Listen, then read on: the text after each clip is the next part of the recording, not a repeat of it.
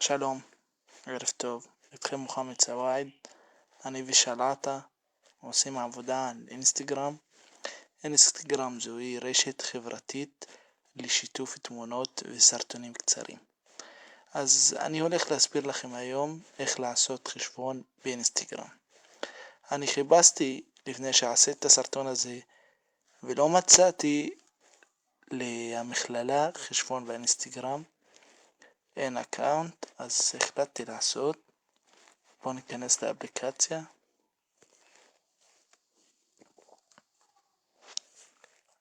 נלחץ על sign up, נכתוב את המייל. אני הכנתי מייל, אני אכתוב אותו. תודה על הסבלנות.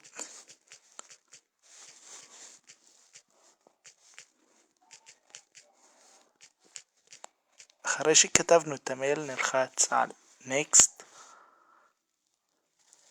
נכתוב שם, השם הפרטי. אם אתה עושה חשבון בשבילך, נכתוב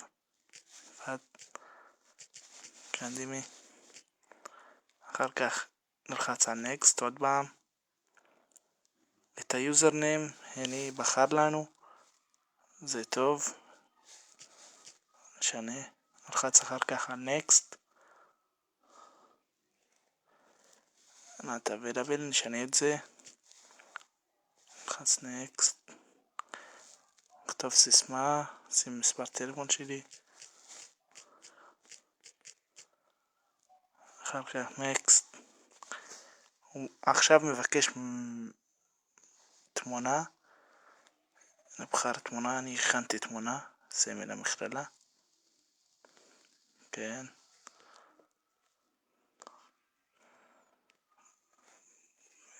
אין בעיה.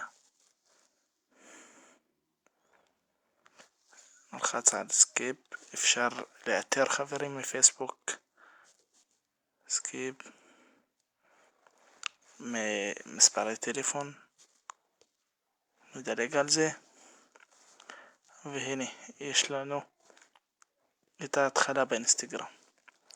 נעשה פולו לכמה חשבונים, ביונסי, את החשבון של אינסטגרם עצמם,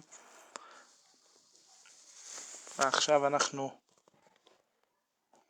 בצורה רשמית באינסטגרם.